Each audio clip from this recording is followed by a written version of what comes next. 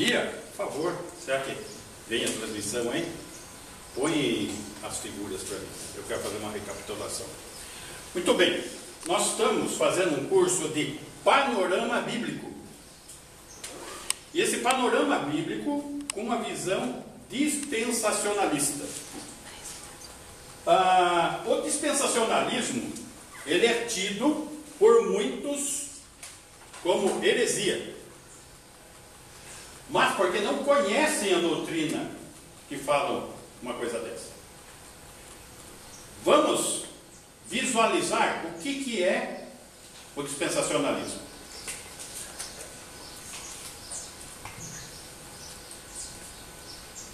Quando Jesus nasceu, veio à Terra, veio no período da lei, que é o estudo de hoje, dispensação da lei. Depois, em Pentecostes, nasce a igreja. Duas dispensações, lei e igreja. Dispensação é isso, tá trabalhando os períodos onde Deus se revela ao homem, trazendo revelações e compromissos da parte do homem como mordomo de prestação de contas a ele. Muito bem, a lei foi estabelecida aonde? Por Moisés. Antes de Moisés, o que aconteceu? Abraão recebe a promessa de Deus de uma nação que nasceu no cativeiro egípcio, aonde com a libertação do Egito veio a lei, lá no Monte Sinai. Muito bem, então aqui nós então temos a promessa feita a Abraão. Promessa. E antes de Abraão, aonde é que nós vamos chegar?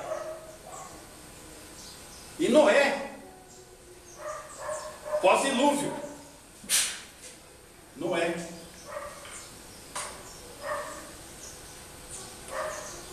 E antes de Noé? Antes do dilúvio. Antes do dilúvio, antes. E antes disso? Antes do pecado.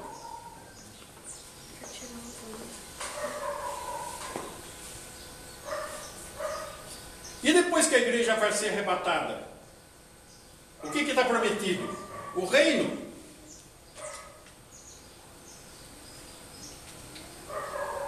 Todo mundo concorda com isso? Sim ou não?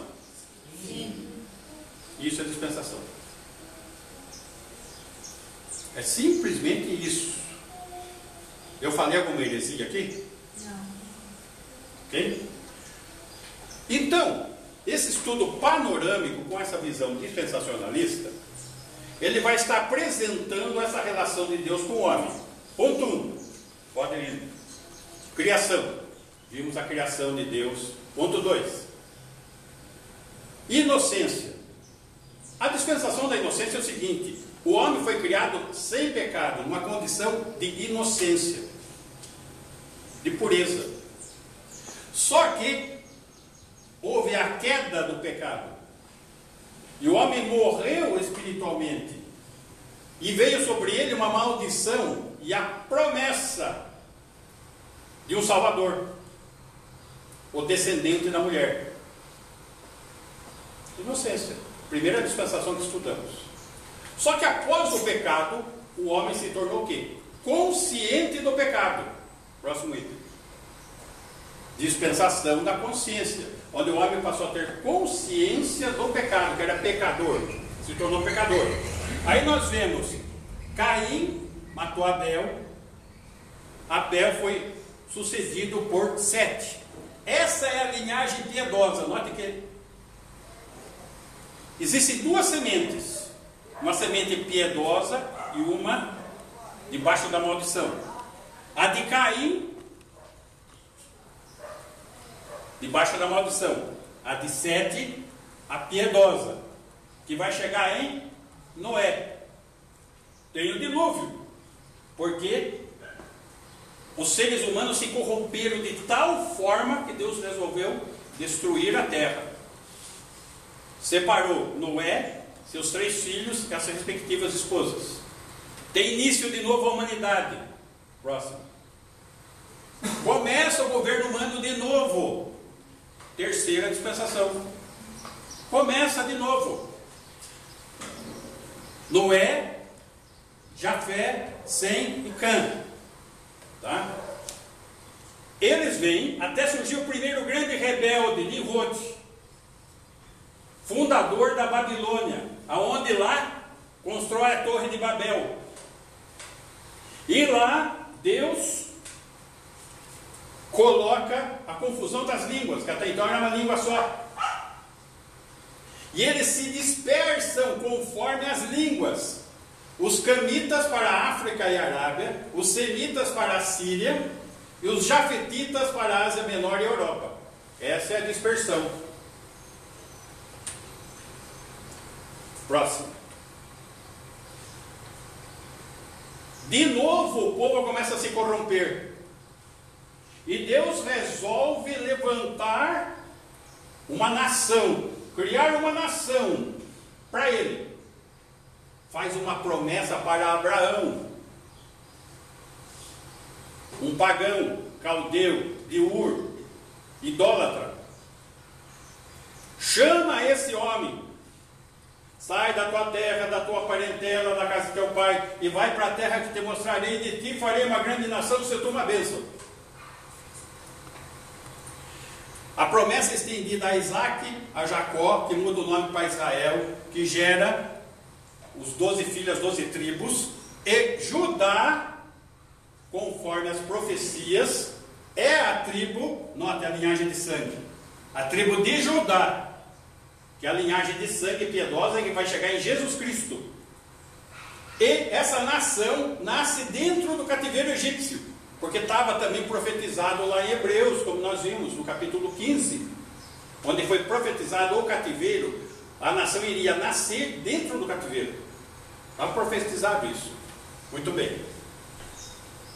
Vai lá Moisés, é levantado por Deus, no momento de genocídio, matando todas as crianças. Deus protege, põe ele na casa do faraó, daí ele recebe toda a proteção, sem saber que era o prometido, para libertar o povo.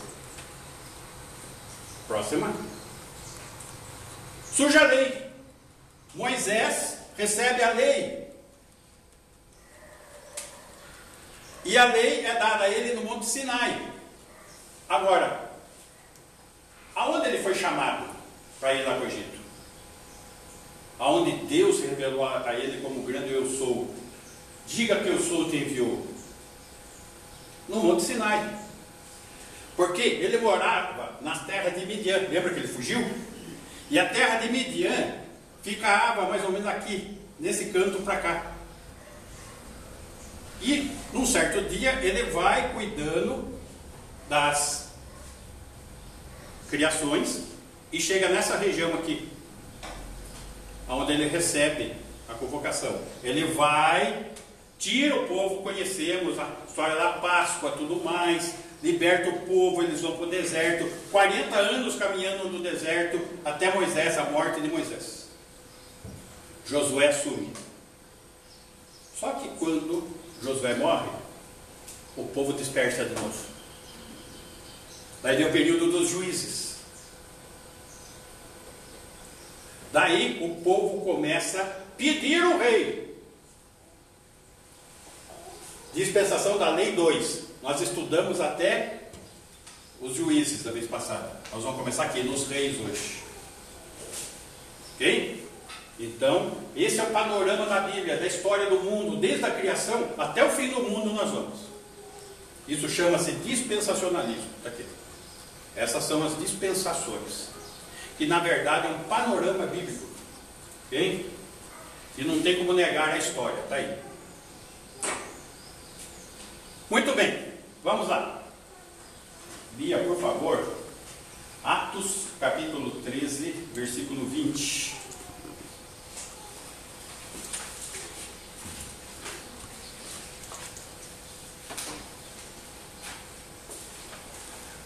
Vencidos cerca de 450 anos, depois disso, lhes deu juízes até o profeta Samuel. Mas não foram 400 anos de cativeiro? Está falando que são 450. 400 anos de cativeiro, 40 anos no deserto e 10 anos para conseguir entrar na terra prometida em Canaã. 450 anos. Ok? Versículo 21. Então eles pediram um rei, e Deus lhes deparou Saul, filho de Quis, da tribo de Benjamim, e isto pelo espaço de 40 anos.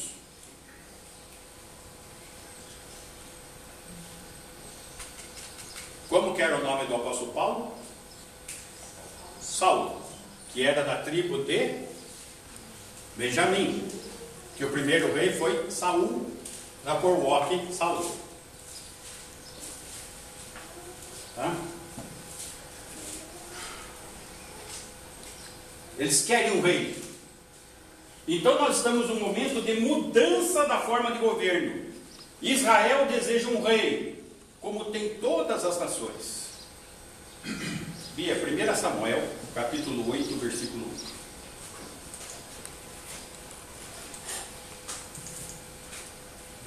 Tendo Samuel envelhecido, constituiu seus filhos por juízes sobre Israel. O primogênito chamava-se Joel e o segundo Abias, e foram juízes em Berseba. Porém seus filhos não andaram pelos caminhos dele, antes se inclinaram à avareza e aceitaram subornos e perverteram o direito, se corromperam, apesar de filhos de Samuel. 4. Então os anciãos todos de Israel se congregaram e vieram a Samuel a Ramá. 5. Eles disseram: vê, já estás velho, e teus filhos não andam pelos teus caminhos. Constitui-nos, pois, agora um rei sobre nós, para que nos governe como o tem todas as nações. Aqui tem um detalhe que nós temos que enxergar. Quem que governava a nação de Israel até aqui? Deus. Eles não querem Deus no governo. Queremos um homem igual aos outros. Tá? 6. Porém esta palavra não agradou a Samuel, quando disseram: dá-nos um rei, para que nos governe. Estão percebendo aqui? Então Samuel orou ao Senhor. Disse o Senhor a Samuel: atende a voz do povo em tudo quanto te diz, pois não te rejeitou a ti, mas a mim, para eu não reinar sobre ele. Nós não queremos que Deus reine sobre nós. É isso que eu estou fazendo. 9, 8. Segundo todas as obras que fez desde o dia em que tirei do Egito até hoje, pois a mim me deixou e a outros deuses serviu, assim também o faz a ti. O povo continua povo. Donizete, o povo continua povo. Era povo, continua povo. E compromisso com Deus continua sendo falta de compromisso com Deus ainda hoje. 9.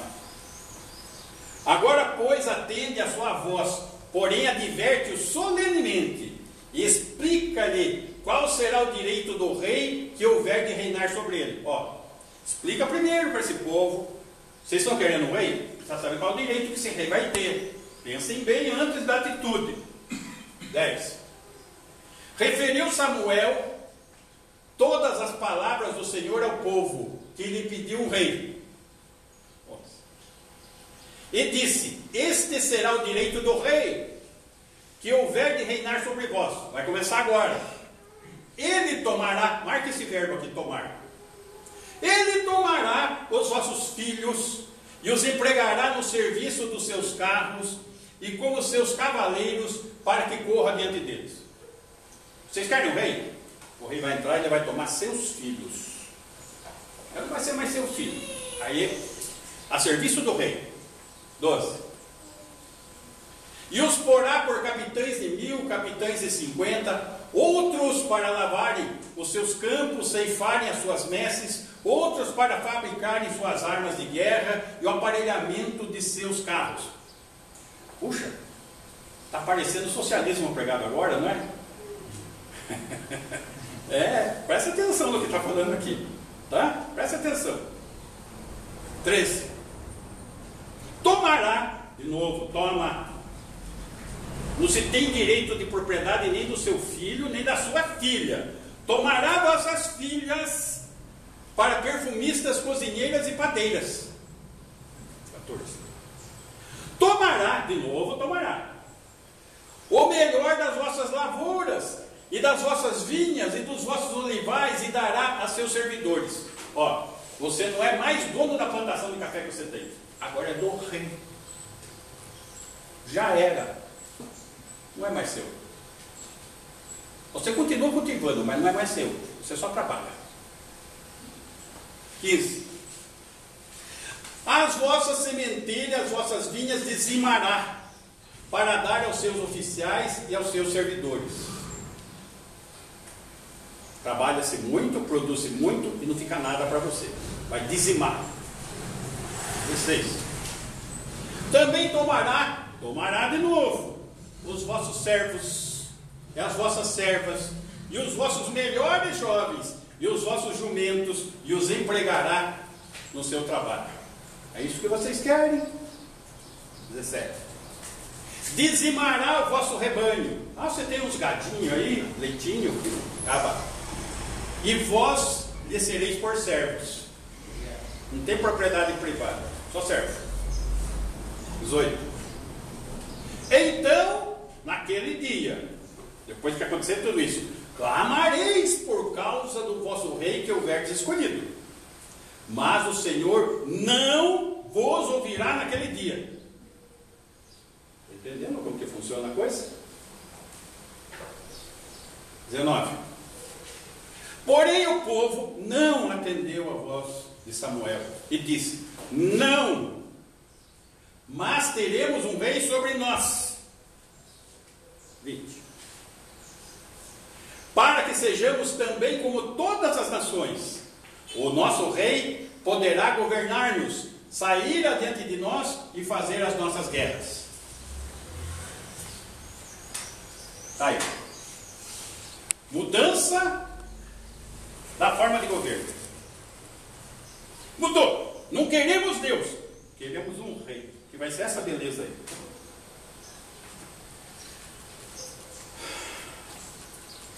Vai até 22. Vamos lá. Ouvindo, pois, Samuel todas as palavras do povo, as repetiu perante o Senhor. 22. Então o Senhor disse a Samuel: atende a sua voz, estabelece-lhe um rei. Samuel disse aos filhos de Israel: volte cada um para a sua cidade. Vai ser do que vocês querem. O estabelecimento da monarquia em Israel revela que a sobrevivência e a segurança da nação não depende da monarquia. Não depende da monarquia em si, mas do monarca, cujo coração seja humilde e confiante perante o Deus da aliança. Nós estamos estudando as alianças. Aliança abraâmica. Deus prometeu uma terra, uma nação e uma bênção para Abraão. Uma terra, a Palestina. Estudamos isso na vez passada. A aliança palestínica. O território da Palestina, que começa aqui em cima no Rio Eufrates e vai até o Rio do Egito. É toda a Palestina que é o reino. O reino é terreno. O reino não está nem no céu, no sentido de estabelecido a promessa a Abraão, e nem no coração do homem, como é pregado por aí. É terreno, é geográfico. Está lá em Gênesis 15. Muito bem.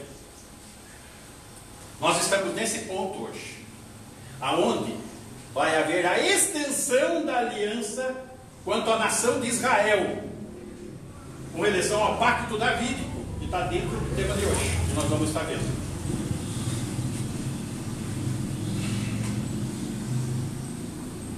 Depois de apresentar-lhes as graves consequências de trocar a teocracia, Deus no governo, pela monarquia, o homem reinando, Samuel atendeu-lhes o pedido. Saul da tribo de Benjamim, foi escolhido por Deus para ser o primeiro rei de Israel. Da tribo de Benjamim, foi escolhido por Deus para ser rei. Porém, ele foi obstinado como monarca. E sua marca principal foi essa, obstinação. E reinou 40 anos. 1 Samuel, capítulo 13, versículo 8. Note, eu estou fazendo só um resumão. Eu não estou aqui para ensinar todos os detalhes da história, os pontos principais. Esperou Saul 7 dias, segundo o prazo determinado por Samuel. Não vindo, porém, Samuel a Gilgal, o povo se foi espalhando dali, já dentro do governo de Saul, tá? 9. Então disse Saul: trazei-me aqui o holocausto e as ofertas pacíficas, e ofereceu o holocausto.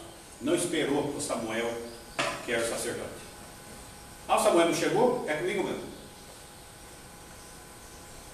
Afrontando obstinadamente a Deus e a vontade de Deus. 10. Mal acabara ele de oferecer o holocausto, eis que chega Samuel. Saul lhe saiu ao encontro para o saudar.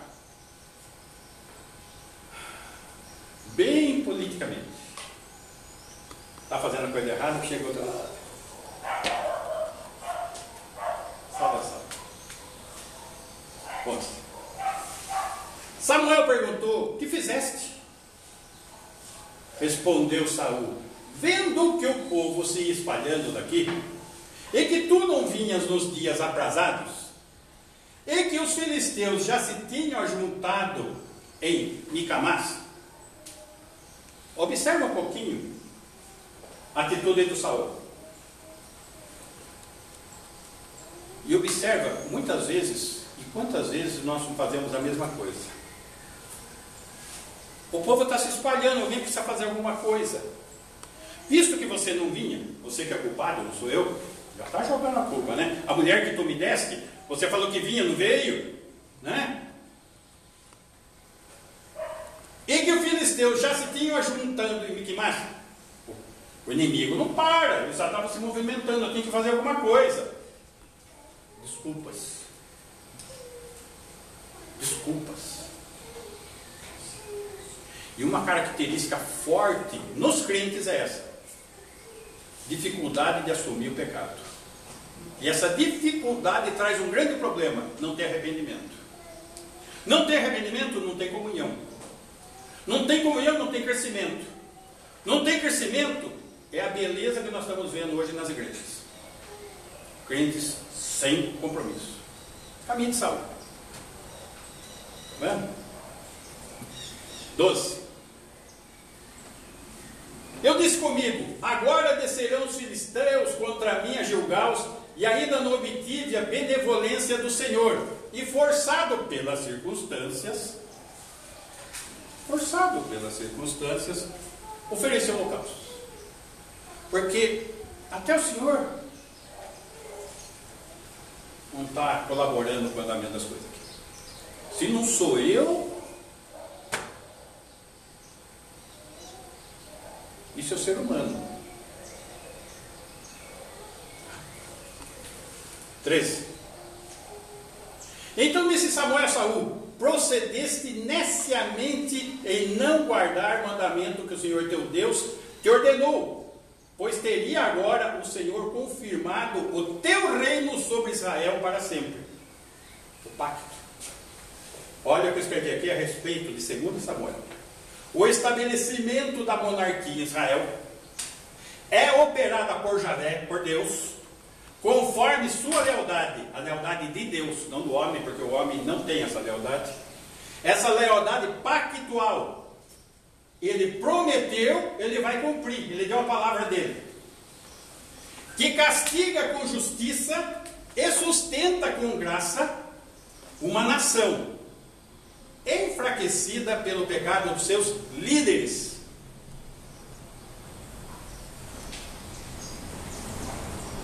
Esse é o resumo da história. 14. Já agora não subsistirá o teu reino. O Senhor buscou para si um homem que lhe agrada, e já lhe ordenou que seja príncipe sobre o seu povo, porquanto não guardaste o que o Senhor te ordenou. Escolhe Davi. Agora, Davi, nós sabemos, também pecou. Mas, diferente de Saul, não trouxe desculpas. Se arrependeu, reconheceu o pecado. Um homem segundo o coração de Deus é aquele que ouve a Deus. Não é que não peca. Pecadores somos. Mas é necessário que arrependimento, mudança de direção, mudança de rumo, mudança diante de Deus. É isso que Deus espera de Davi, isso que Deus espera de nós.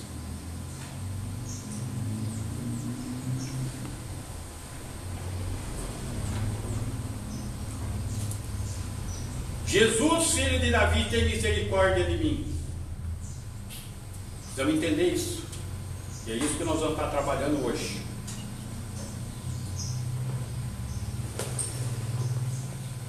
Deus levanta Davi da tribo de Judá e trouxe o período mais brilhante da história de Israel. Deus o chamou, o homem conforme o coração, seu coração, que executará toda a vontade do Senhor. Também foi prometido a Davi um reino eterno para seu filho. Vamos ver esses detalhes. Reinou Davi 40 anos. Reinou Saul 40 anos. Reinou Davi 40 anos.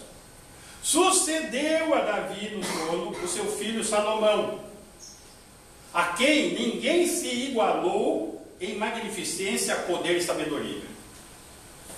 A obra mais importante de Salomão foi o quê? A construção do templo em Jerusalém, que havia sido projetado por seu pai. Pode voltar lá a figura lá, Bia? Foi na lei. Pode ir para frente, mais. Lei. Estamos aqui.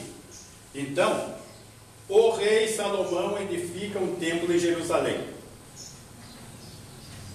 Essa é a obra principal dele. Tá?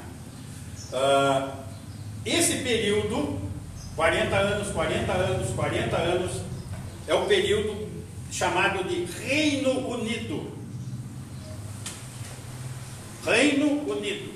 Acontece que Salomão não teve a fidelidade necessária. Isso trouxe consequências. Quais foram as consequências? O próximo. Que é a próxima sequência de estudo nosso. O reino dividido. O reino do norte, as 10 tribos, capital Samaria. O reino do sul, as 2 tribos, capital Jerusalém. Isso que nós vamos ver na próxima. E aqui estão os profetas de cada cativeiro que ocorreu nesse período. Ok?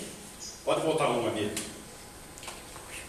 Então, aqui, no reinado de Davi, aconteceu algo muito importante, que é o pacto davídico. Este pacto aqui.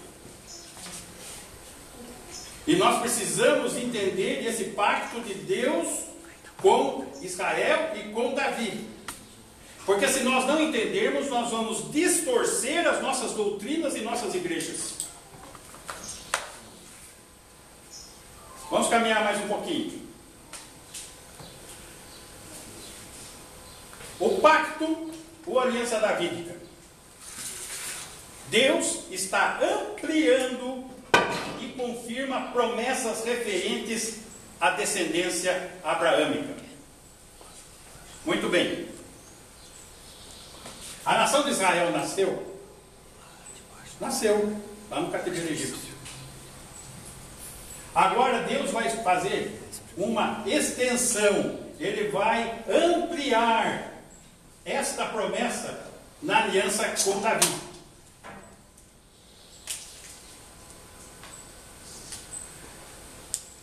Agora é posta, então, no centro da aliança davídica, as seguintes cláusulas. Vamos para as cláusulas. Isso daqui vai ser importante. 2 Samuel, capítulo 7, versículo 12.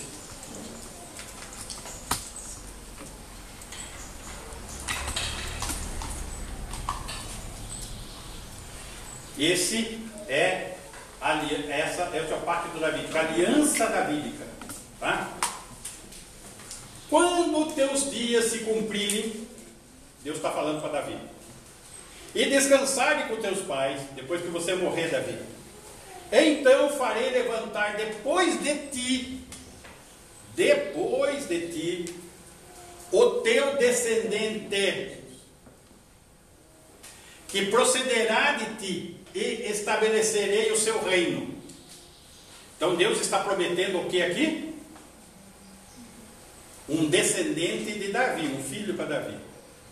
E este filho vai estabelecer o seu reino. Preste atenção no que está sendo prometido para Davi aqui, para entender depois e não distorcer a coisa. Tá? Versículo 13. Este descendente edificará uma casa ao meu nome, e eu estabelecerei para sempre o trono do seu reino. Quanto tempo? Para sempre. Para sempre. Quem é o filho de Davi? Salomão. Salomão morreu? Morreu. O reino dele acabou? Acabou. Israel teve ruptura na monarquia? Teve. Teve cativeiro babilônico, teve cativeiro samaritano, cativeiro assírio. E aí? Deus não está cumprindo isso? Nós precisamos entender. Se a gente não entender, a coisa vai ser mal entendida. Vai ser distorcida, como ocorre. Tá? Como ocorre. Pessoal, um dos principais estudos que nós temos é o de hoje. Se nós não entendermos isso hoje, nós vamos continuar entendendo errado a Bíblia. Vamos lá, 14. Eu lhe serei por pai. Deus está falando. Ele me será por filho. Se vier a transgredir, Salomão transgredir, castigá-lo-ei com varas de homens e com açoites de filhos de homens. Salomão transgrediu. Ele suplantou em muito seu pai em algumas coisas, né? Davi tinha 300, mulheres tinha 1000. Né? Davi conquistou as nações com guerra, com domínio. Ele conquistou com casamento, ia casando com todas as princesas. Né? Era um homem casador. E as empresas, as princesas pagãs. Ele chegou a construir ídolos e altares para os ídolos de suas esposas. 15. Mas a minha misericórdia. A palavra misericórdia aqui é aquilo que nós estudamos no livro de Ruth. O amor hesed, o amor leal, o amor benevolente de Deus, que derrama o seu amor, mesmo que aquele que esteja recebendo o seu amor não tenha mérito para recebê-lo. Isso é misericórdia. A minha misericórdia não se apartará dele. Não se apartou de Salomão. Tem alguns que acham que Salomão perdeu a salvação, não sei o quê. Não se apartou dele, era ungido de Deus. Pastor Davi, no caso, essa misericórdia seria um amor puro. É o amor divino, exatamente. Tá? Isso é, para nós termos esse tipo de amor, é fruto do Espírito, não de nós. Nós não temos como produzir isso. Como retirei de Saul a quem tirei de diante de ti? Ele está fazendo uma promessa que não vai retirar misericórdia sobre o seu ungido. Ok? 16. Porém a tua casa e o teu reino serão firmados para sempre diante de ti. Teu trono será estabelecido para sempre. Notem, aqui está a chave das coisas. Este filho de Davi, ele terá, porém, a tua casa, a família de Davi, é que vai ter direito ao trono, sempre. Somente um descendente de Davi tem direito ao trono, porque tem que ser da casa de Davi. Então, começando a entender, Jesus, filho de Davi, tem misericórdia de mim. E o teu reino, olha, ele está prometendo o quê? Casa, reino, que é o que ele prometeu para Abraão, a Palestina inteira, Israel como cabeça das nações, e aí Israel vai poder ser bênção sobre as nações. Isso não aconteceu ainda, futuro. Teu trono, note, são 3 promessas aqui: casa, reino e trono. Será estabelecido para sempre. Não pode ser Salomão. Para ser sempre tem que ser alguém eterno. E eterno só o Verbo encarnado, Jesus Cristo. Tranquilo? Entendido? Então vai ser fácil entender o que eu estou querendo ensinar para vocês hoje. Entendido isso? Vamos seguir mais um pouquinho. O fato então é que a aliança não garantia o reinado ininterrupto para a família de Davi.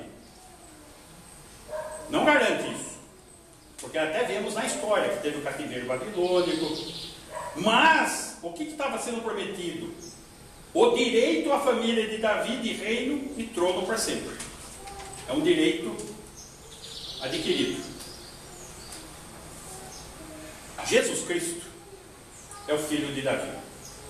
Ele, Jesus, é o cumprimento dessas promessas. Lucas capítulo 1, versículo 31.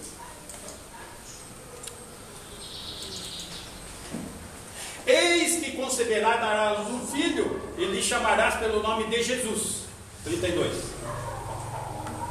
Este será grande e será chamado Filho do Altíssimo. Deus, o Senhor, lhe dará o trono de... O que ele vai dar? O trono de... Não é o trono de Deus?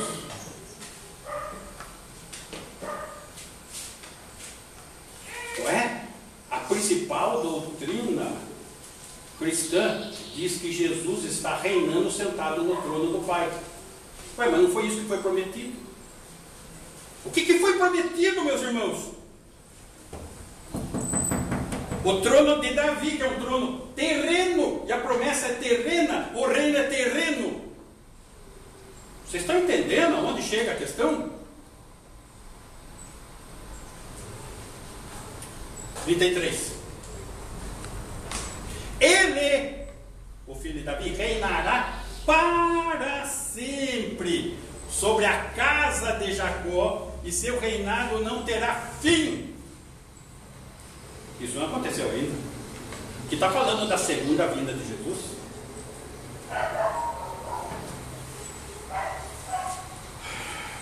Embora no presente Jesus não esteja reinando sobre o trono de Davi, Hebreus 12, 2.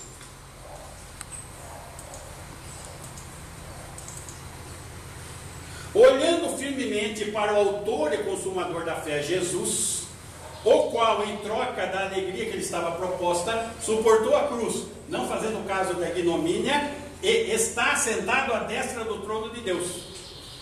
Isso é uma coisa. Aonde está Jesus hoje?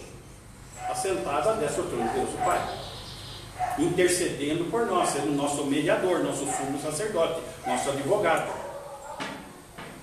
Mas não assentado no trono de Davi, reinando sobre as nações. São coisas diferentes.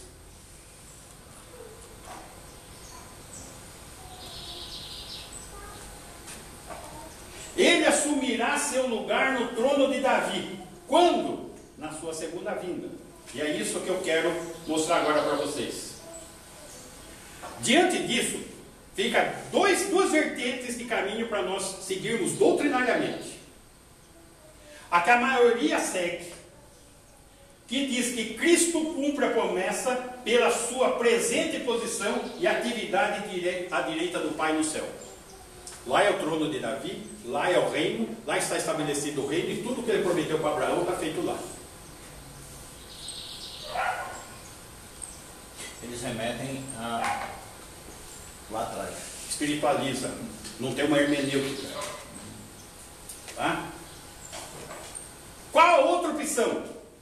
Cristo cumpre a promessa de seu retorno e reino justo na terra durante o milênio. Então tem que ter um reino milenar aqui na terra, que é negado. Estão percebendo aonde chega a divisória doutrinária? Então daí é fácil pegar e falar: dispensacionalismo é uma heresia. Ué, estou mostrando biblicamente, ponto a ponto, o que a Bíblia fala. Vamos seguir mais um pouco.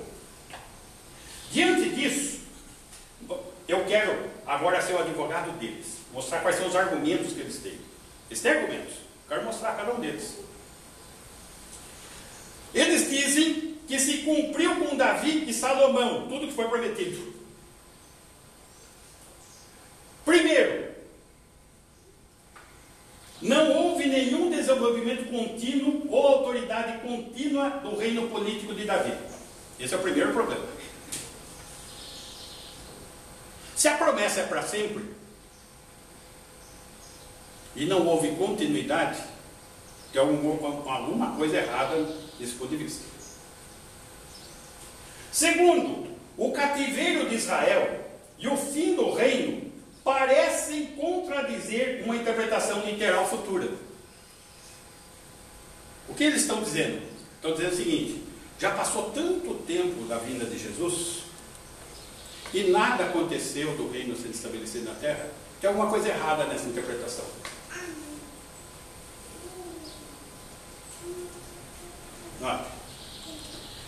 Terceiro argumento: os séculos desde o primeiro advento parecem indicar que um cumprimento futuro literal não deve ser esperado.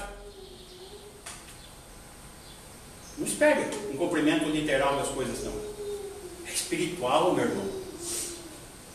Permita a direção do Espírito e permita perceber que Jesus já está reinando no céu. Lá ele está cumprindo o que falou. E sabe aquele negócio lá do Salomão? Já cumpriu lá no tempo dele, de Salomão. E tem até texto para isso. Vamos lá. Mas, ainda dentro desse raciocínio, nós temos alguns problemas. Primeiro, os profetas do Antigo Testamento, como vimos no passado, no estudo passado, esperavam o cumprimento literal mesmo durante uma grande apostasia de Israel. Então a apostasia de Israel não é sinal que não vai ser cumprido. Então o primeiro argumento deles caiu. A aliança exige interpretação literal, apontando, implicando no cumprimento futuro, porque nós não temos somas de informações e de cumprimentos que possa fechar em outro momento, só no futuro, no reino terreno desse ano.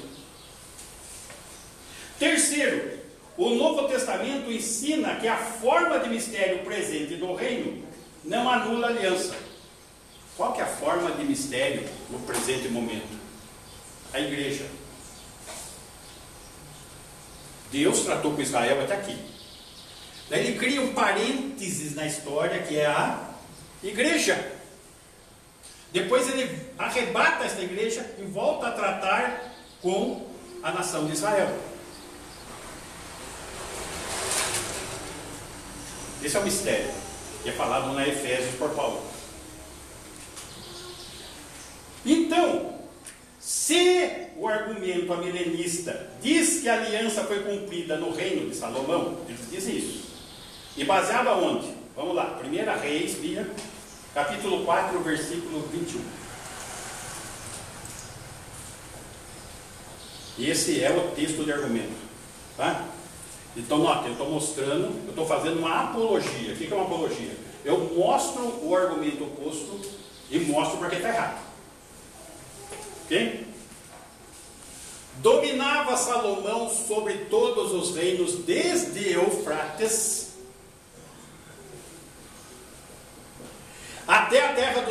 filisteus até a fronteira do Egito, os quais pagavam tributo e serviram a Salomão todos os dias da sua vida. Está vendo? Cumpriu lá atrás, já cumpriu o que vocês estão falando.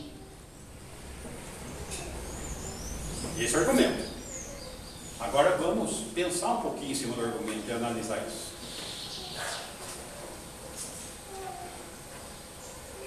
Primeiro, se eles dizem que já cumpriu lá atrás, estão tendo um reconhecimento literal do pacto.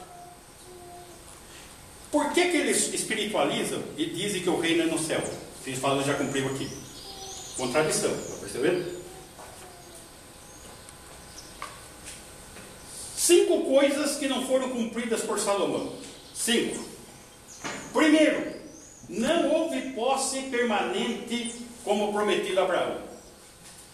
O que foi prometido para Abraão? O que é posse? Para sempre. Onde está a posse permanente? Como que foi cumprido lá atrás? Segundo aspecto, nem toda a terra prometida foi possuída. Aqui ele está falando rio do Egito ou está falando fronteira do Egito? Não são coisas equivalentes. Terceiro aspecto, Salomão não ocupou toda essa terra. Ele só coletou tributo dessa terra. Israel não possuiu a terra como nação toda, e não possuiu, e não houve continuidade do pouco que possuiu.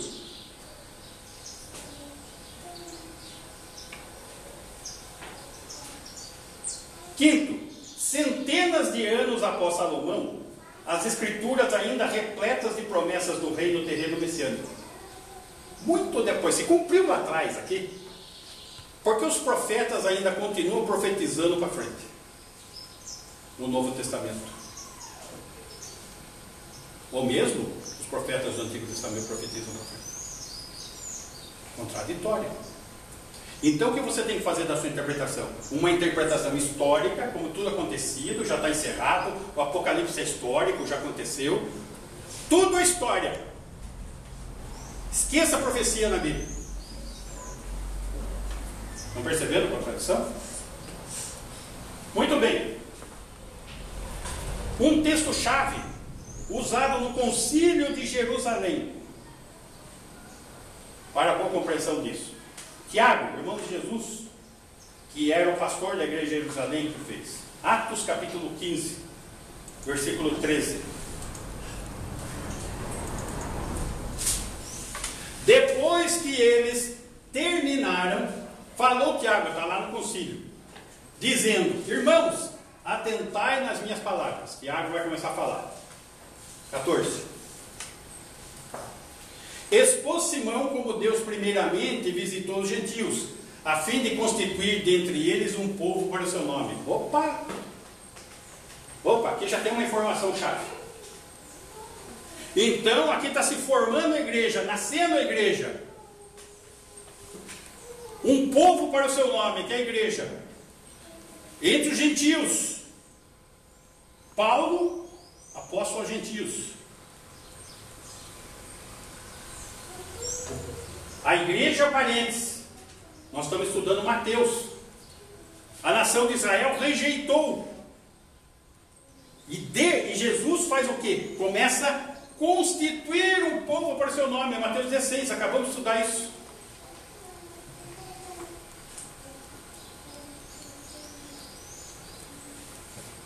(15) Confere com isso as palavras dos profetas, como está escrito. Agora ele vai lá para Amós 16. Cumpridas essas coisas, voltarei e reedificarei o tabernáculo caído de Davi. Opa! Quem que vai voltar? O filho de Davi. Para fazer o quê? E reedificar o quê? O templo. O que foi prometido no pacto davídico? Que o filho de Davi ia o quê? Construir o templo. Mas que templo foi derrubado? Só que o templo tem que ser para sempre. Como que é esse templo? Que templo que é esse? É aquele que vai ser construído no reino. A sua edificação já vai começar na tribulação. e levantando-o de suas ruínas, restaurá-lo-ei. Aonde estava o templo? O que tem hoje ali, em Jerusalém? A mesquita de Omar, dos muçulmanos, em cima do lugar do templo. Só que Deus falou que ali não vai ser mesquita, não. Vai ser templo. Tá? 17.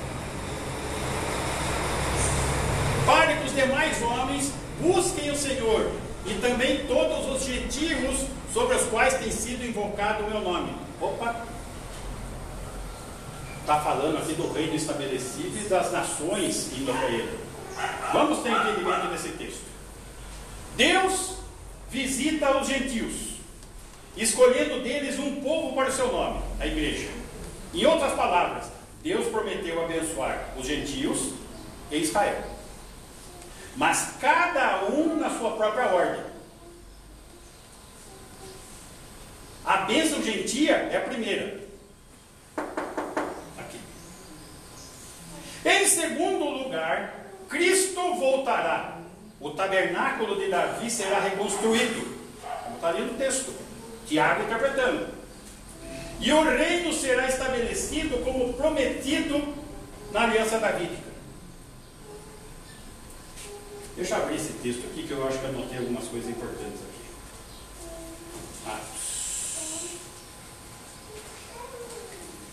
Volta no versículo 16, no versículo 14. Cumpridas essas coisas, cumpriu, depois dessas, tá? Cumpriu isso, as primeiras coisas. Voltarei. Cumpridas essas coisas, voltarei. Depois dessas, voltarei. Estão percebendo aqui? Então, em segundo lugar, Cristo voltará. O tabernáculo de Davi será reconstruído e o reino será estabelecido como prometido aonde? Na aliança davídica que nós estudamos hoje. Em terceiro lugar, os gentios conhecerão o Senhor no reino, que Israel vai ser cabeça das nações e não cauda, e só vai estar em cima e não embaixo. Isso está visualizado pelos profetas. Vamos ver só um. Isaías, capítulo 2, versículo 2.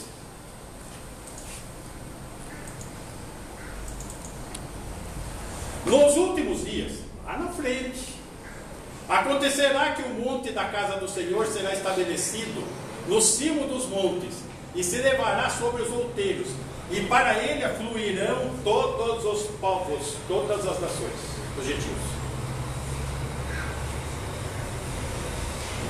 Capítulo 11, versículo 10.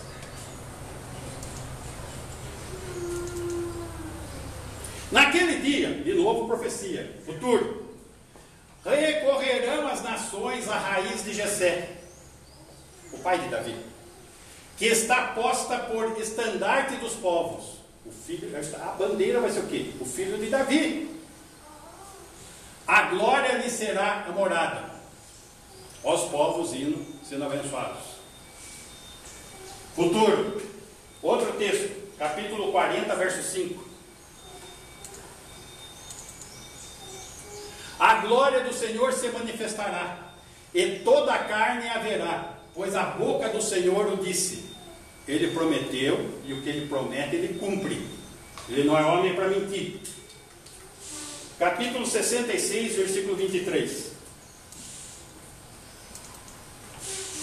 E será que de uma festa da lua nova a outra, e de um sábado a outro, virá toda a carne, todos os povos, a adorar perante mim, diz o Senhor.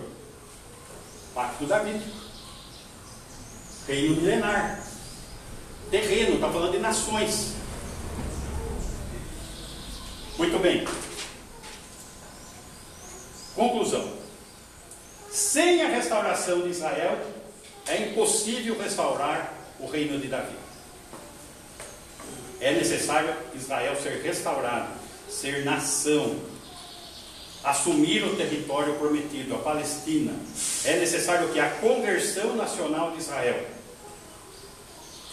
A linguagem da aliança que nós estudamos hoje o juramento que Deus fez e as profecias dos profetas que temos em abundância, apesar da descrença da nação de Israel, Deus cuida que sua palavra seja cumprida.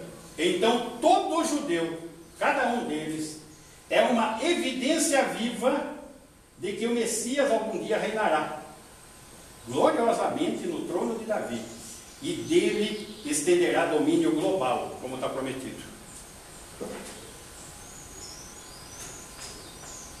A alegação de que Cristo está sentado no trono do Pai, reinando sobre um reino espiritual, a igreja, simplesmente não cumpre as promessas da aliança. Hebreus capítulo 6, versículo 13.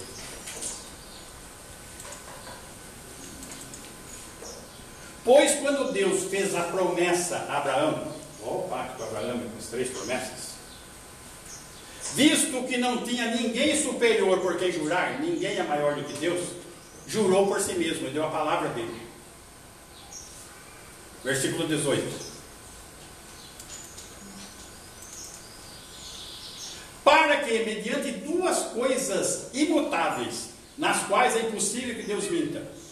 Quais 2 coisas? A promessa que ele fez a Abraão e o juramento que ele fez, ele deu a palavra dele. É impossível que ele minta.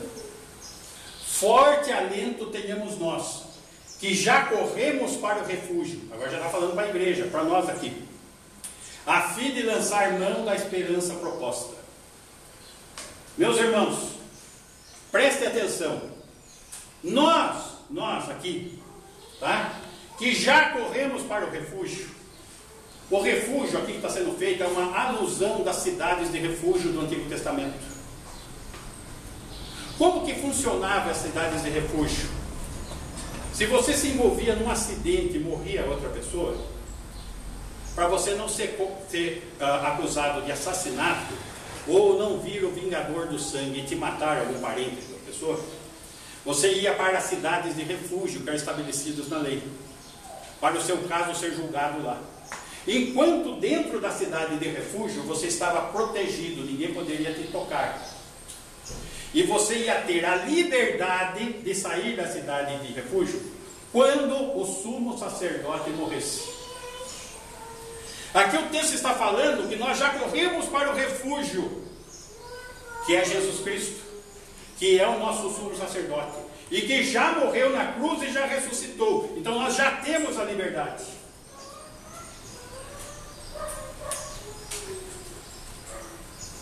A fim de lançar mão da esperança proposta. Precisamos lançar mão da esperança proposta se cremos nisso. Nós temos o refúgio em Jesus Cristo. Amém? Amém. Amém. Ok, meus irmãos? Vamos ficar em pé, vamos fazer uma oração.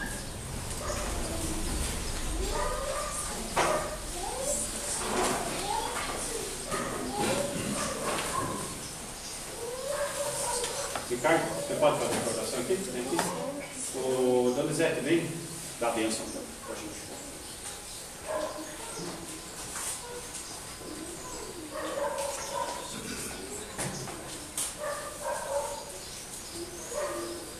Senhor Deus, nós te bendizemos, ó Pai, nós glorificamos ao teu nome, porque como filhos, como herdeiros, ó Pai, das suas promessas, nós podemos, ó Deus, dedicar, ó Deus, a nossa vida, a nossa fé, a tua palavra, ó Deus, porque o Senhor é um Deus verdadeiro, sabendo, ó Deus, que um dia, ó Pai, todas as suas promessas serão cumpridas. Nós queremos, ó Deus, como filhos, sermos participantes, ó Deus, das suas promessas.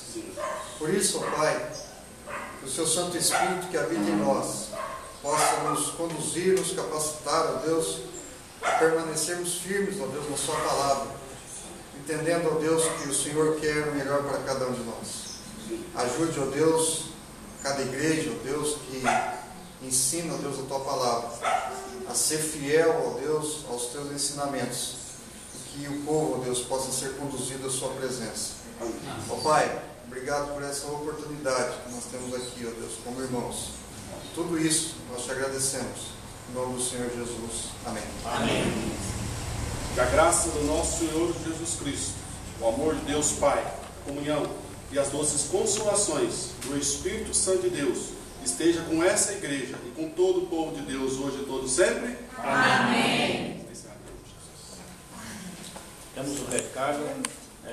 Amanhã não, né? Amanhã não, terça. Opa, terça-feira tem o culto. Terça-feira, 19h30, culto. Na quarta-feira ainda continua o ensaio, né, de jovens. 10 para as 19 horas. O horário está 18h30. Ensaio não, aula de música, tá, gente? Tem aula de música aqui, se vocês quiserem vir, pode vir. Ok? Quarta-feira. 18h50. Isso, 18h50 horas. Tá? E orações para a nossa irmã Liliana, quem quiser Liliana. precisar de orações. Pessoal, mandando oração. Começa a cobrar, Liliana. Tá? Manda mensagem de um por um, se você tiver no seu zap.